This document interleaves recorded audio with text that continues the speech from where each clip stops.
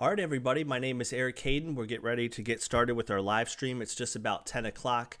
Sometimes there's a slight delay between the software and the program itself. So if it's a minute behind, that's why that's happening. So like I said, my name is Eric Hayden. I'm a member of the Eastern North Carolina Rose Society. I've got my Syracuse Rose Society shirt on from when I was a member up there. So hello to all those friends up across central New York. Our usual meeting is on Saturday, first Saturday of the month at 10 o'clock. Given our current situation, we obviously can't meet. So one thing we wanted to try was a virtual presentation. We did a couple tests over the last couple of weeks.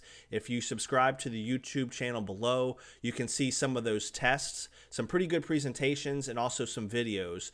And we'll continue to keep doing this as we move forward. I know a lot of folks are getting out in the garden. That is one thing we can continue to do, obviously, as long as we're still practicing social distancing. So hopefully you enjoy this presentation. Please comment below. Provide us with some feedback, what you liked, what you didn't like. And if it is something you like, share it with other Rose Societies, because I think we can do a lot of this going forward through the spring, especially when we start to get some rose blooms in the garden itself. This presentation, I'm aiming for about 15 minutes. I want to try to keep it concise. We'll see how it goes, because this is the first time I've done this one. So the presentation is how to build a rose garden. And again, if you subscribe to the YouTube channel below or the one that you're watching this on now, you'll see a lot more videos like this going forward. I try to do these presentations so that it's applicable to everyone.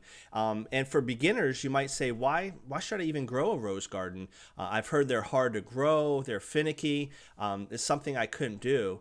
I really want you to consider growing roses because I don't think there's anything that can beat it in terms of perennials. Remember, a perennial is something that you put in the ground and it comes back year after year.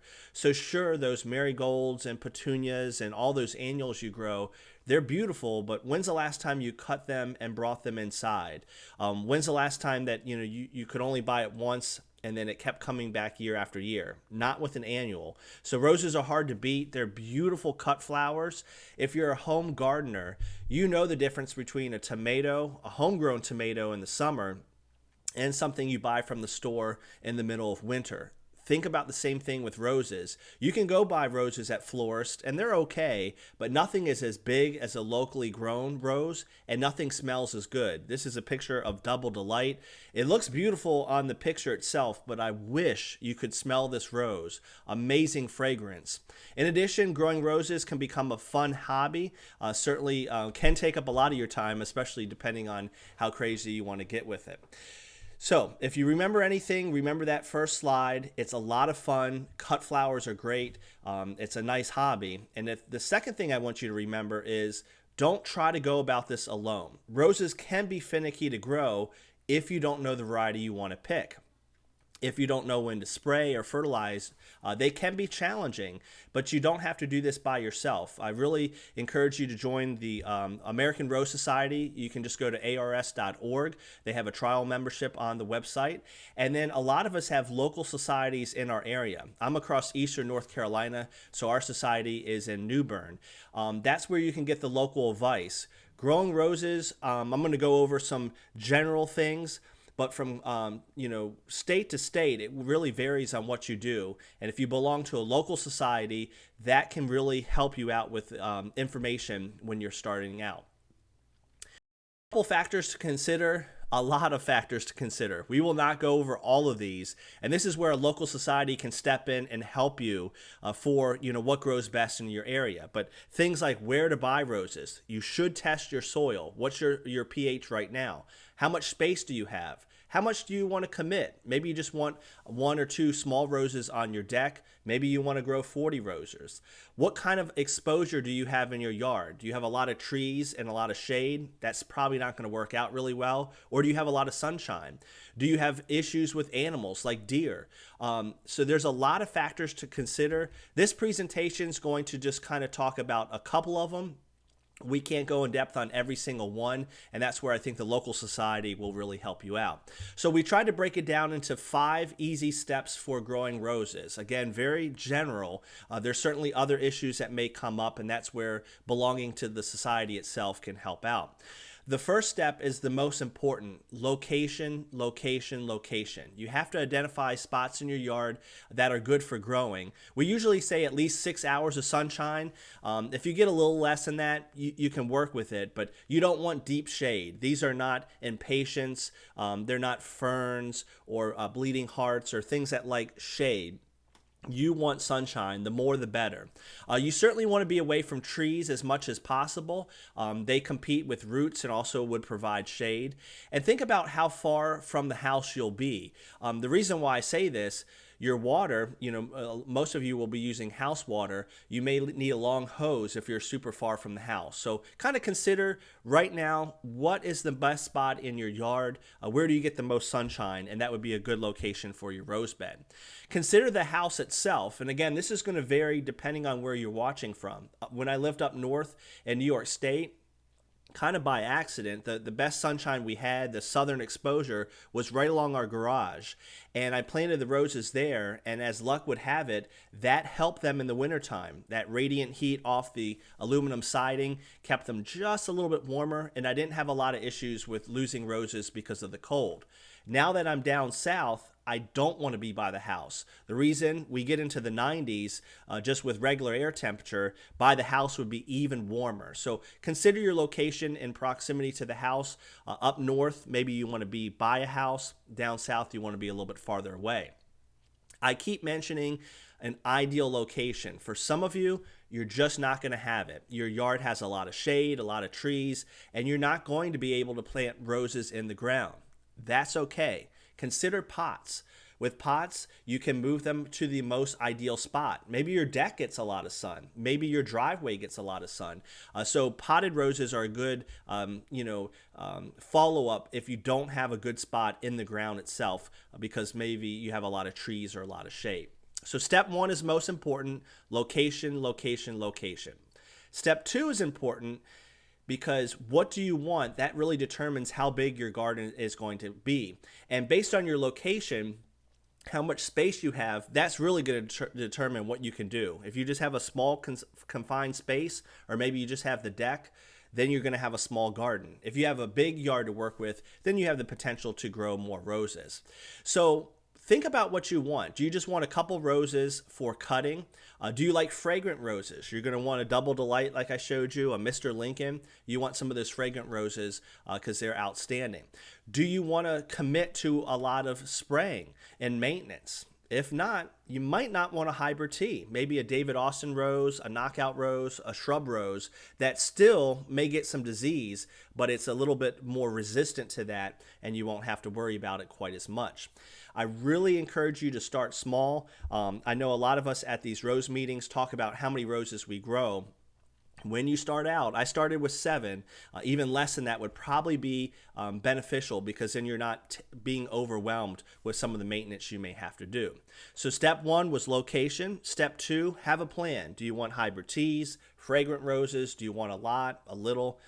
Step 3 is actually starting to prepare your bed. I've never done this, but the earlier you start, the better. So in an ideal world, last fall, you start to plan it out, you start to map out where your roses are, and you start to amend and the beds based on your soil test.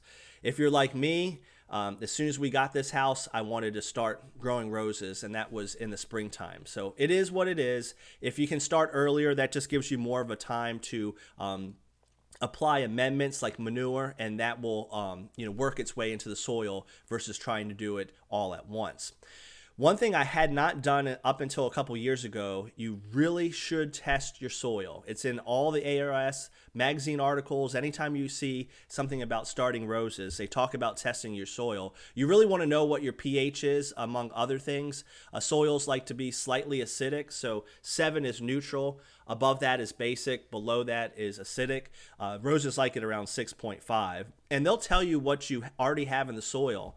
For example, my garden, even before I started, was very high in phosphorus. We have centipede grass down here in the south, and I did a soil test for the lawn. where I don't apply any phosphorus fertilizer, and it was already very elevated, so I don't need to apply any phosphorus. You can see the soil test below. I've got a 6.3 pH. The phosphorus is off the charts. That's that middle number. So if something was 14, 14, 14, that middle 14 would be phosphorus. I don't need to apply phosphorus-based fertilizers. I do need some potassium. That looks low in my garden, so having a soil test will save you a lot of money. Why buy fertilizer that has things in it that you already have in the ground? So, as you prepare your bed, get that soil test. You want to dig out the rose bed itself, and you want to amend it. If you have a clay soil like I had up north, it holds a lot of water. You want to add some compost and some things to aerate the soil itself. If you live where I do now, 100% sand. I add compost to hold the nutrients, hold the water, and to add some bulk to the soil itself so the water and nutrients don't just go right through it. So compost I can't recommend enough. It's awesome stuff. If you have access to manure, again, that would be better to apply in the fall. Sometimes it can be hot and burn the plants, so you wouldn't want to do that in the spring. But you want to amend the soil, and what you're aiming for is a soil that holds some water but drains very, very well. So kind of a sandy loam mix is the ideal. And again, depending on your soil type, compost is usually a good thing to add. Let's say you don't have a spot in your yard. If you're doing potted roses, a high quality potting soil is good. The big box stores do sell decent stuff. I'm a huge fan of ProMix. It's expensive, sometimes about $40, and it's about a 3.8 cubic foot bale. And often, because it weighs 60 pounds, the shipping can be expensive. But I found my local Ace Hardware and others will do ship to store for free shipping. So that's something to consider. If you're going to do some potted roses, yes, you can do hybrid teas, but you probably want to stick to miniature roses just because they won't become root bound as quickly. And again, 1 or 2 minis and some pots on your deck, that's awesome. You're going to have beautiful flowers for the warm summer months. As we mentioned, hybrid teas, you can do them, but you would probably want a pretty large pot to make that happen. So step 4, you've already planned it out. You've already made a list of what you wanted. You've amended your beds. Now, the fun part, you actually get to select your roses. I keep saying start small. You look at these rose catalogs and they're beautiful. You're going to want to buy a lot of roses, but try to keep to your plan. I only want a couple fragrant roses. I want a couple hybrid teas for cutting. Start small, see how it goes, and then you can always expand down the road. Versus having too many in the beginning, you could become discouraged and think it's too much work. Again, stressing joining the local rose societies. I like certain roses, Veterans Honor, Moonstone, Gemini. They do need some spraying, but they're pretty good roses all over the country. But depending on where you live, certain varieties will be better. For example, Alina was a beautiful rose up in New York State. It liked the cooler climate. It does okay down south. Overall, it's a pretty good grower. But by asking the local rose society what does well, that really will prevent you from having issues down the road. You should consider pros and cons of how you can order roses. Some are going to be more expensive. If you have roses at a local nursery, they're beautiful, they're potted up, and therefore they're usually a little bit more expensive, whereas if you order through the mail, bare root roses, often you can find some cheaper bargains. One of my favorite all-time companies, without a doubt, is Palatine Roses up in Canada. They sell roses on Multiflora rootstock. You'll hear a lot of times Multiflora does better up north, Fortuniana does better down south, especially in sandy soil. That is all true, but if you think back to the amending part of your bed, I'm not really growing in 100% sand here. I am, but I'm amending that so much that we're kind of all in similar types of soil at the end of the day. So I suggest try different rootstocks, see what your local society has. And the picture on the right is a bare root. It's a rose that's been grown up to 2 years in a field. They dig it up, cut the canes down, and then strip all the canes of leaves, and then also remove all the soil. So what you are getting is a dormant rose. You can see the roots on the bottom, the canes on the top. I have never had an issue with a Palatine rose. You will never find a larger root system on a rose with mail order, and you'll never find longer canes. And you might say, well, does it really matter? Some mail order roses you'll get, and they have very, very small roots. If you baby them, you take care of them, yes, they'll eventually catch up. But why start with something that is kind of facing an uphill battle? And that's why I would recommend Palatine roses for your bare root roses. Time of year is important. Up north, we would plant our roses in the fall. It's kind of crazy thinking about that with the cold weather. The roots would get established over the first part of fall, and then they were ready to go in the spring. Down south, I've not had a good luck with that. It seems to be better to plant in the spring because sometimes we can get those late freezes that really do a number on our garden. So talk to your local society. Sometimes a fall planting is preferred, and sometimes a spring planting is preferred. So we're almost about to wrap up here. This is step 5. Then we're going to show you all your benefits of growing roses. We mentioned with step 5, or step 4, purchasing the rose. Step 5 is actually planting it. And some of this will depend on your growing zone. Again, up north, you may need to plant the bud union a little bit farther down into the soil. That's where the canes come out of this knot. That will protect the rose itself. Some of it will depend on your rootstock variety. I grow on Fortuniana. With that, the bud union likes to be planted above the ground so that it doesn't go back to own root. So it's going to depend. Is it a potted rose? Is it a bare root rose? Again, for those specific questions, I would turn to your local rose society. You, of course, have to dig the hole. You want it to be wide and deep. And I mentioned that bud union. That's where the graft is. Up north, we would plant that a couple inches below the ground, and that would protect it from harsh winters. Here in the south, we plant it above ground level, especially if you have Fortuniana.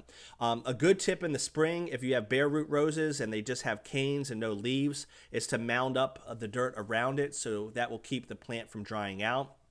And you certainly want to keep it watered. You don't want it waterlogged, but they're kind of, you need to baby those first roses as you put in the ground until they become established.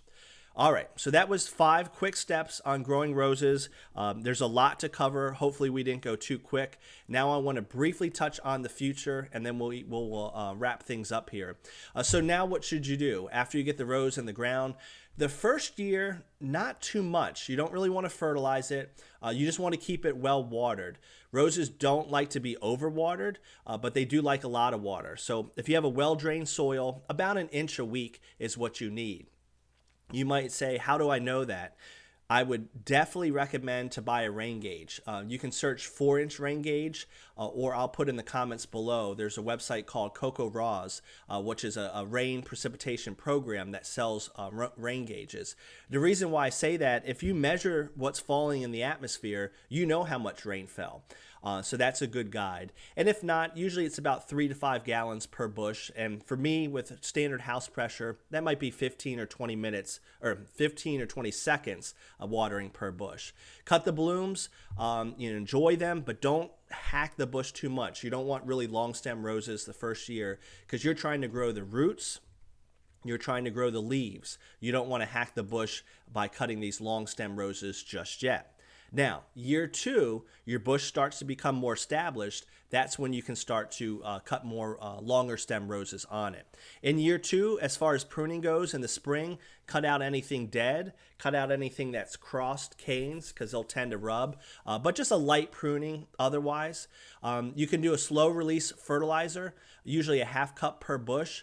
The big box stores sell stuff like Osmocote, but I encourage you to look at your local farm supply. I found some very, very cheap, slow release fertilizer similar to Osmocote, but very, very cheap compared to what I could get at the big box stores. Sometimes your local societies, again, another benefit, will have sales where they'll do a group order, so you're getting it much, much smaller in terms of pricing.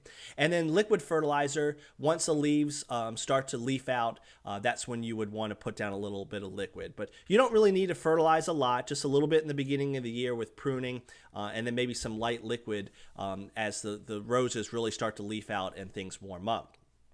Every 5 to 8 weeks, you're going to get this. Veterans Honor on the right, Gemini on the right. your roses will bloom kind of all at once. Some do it faster than others. Some are slow to bloom. So that's why we kind of say that 5 to 8 week window. You can have up to 2 flushes up, say in upstate New York. It's usually June and August. Down south, we can have more than 4. In the hot summer, your flushes, the blooms might be smaller, and you tend to get your best blooms in the spring and also the fall. And that's why we usually have local rose shows then. After that flush of blooms, if you want to encourage a quicker repeat, you want to cut off the dead blooms and throw them away. If you don't do it, they'll eventually fall to the ground and you will get more roses, but it may delay it by up to 2 weeks. At that time, if you really want to feed your roses, you can do another half cup of slow release fertilizer.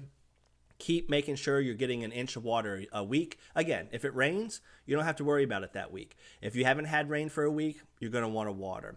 And stop fertilizing about 6 weeks before your last frost. So as we wrap things up, have fun. Grow a couple of rose bushes. If you grow a fragrant one or one that has long stems, you're going to be hooked and you're going to want to grow more. Trust me. Give them away to your neighbors and coworkers. Those are some examples of bouquets that I've done. Those weren't rose show quality roses, but you should see the look on your neighbor's face when you give them a bouquet like that. You cannot beat a homegrown rose. Very, very similar to your squash and your tomatoes in the summer. It's the same thing. It's work, but look what you get as a benefit. If I haven't already encouraged you enough yet, please join the American Rose Society and your local Rose Society. You can find a lot of information on the internet. Yes, but nothing beats calling up somebody, reading it in a magazine, or developing a relationship. They can come over to your house, the local society, and say, what am I dealing with? I've got these black spots on my leaves. What is it? They'll talk to you about it and how to deal with it. And consider a rose show. I don't think I would be as into it if I didn't join my first rose show. That was back in 2014, I think it was. So it's been a little while now. Andrew Hearn, one of my good friends, came up to help with the first rose show. I don't think I would have been as hooked, but it's actually a competition. They're usually in the spring and fall, and you're competing against other rose growers who has the prettiest rose, the best leaves, and overall quality. It's pretty neat. It'll definitely get you hooked once you've been to your first rose show. So that is about 20 minutes. We're aiming for 15, but it's hard to go over planting a rose bed in just 15 minutes. So hopefully that wasn't too long. If you do want more information, just send me an email. If you do subscribe to this YouTube channel, it's something I've been doing over the last year. It's kind of a video blog. Anything I'm doing in the garden, I talk about. Drip irrigation, alfalfa tea, spider mites, what to spray, mulching, anything I'm dealing with. So it might be a video or 2 a week. It could be daily. We went over droughts, planting, all kinds of things. You can find those videos today just by subscribing to youtube.com/HollywoodHayden.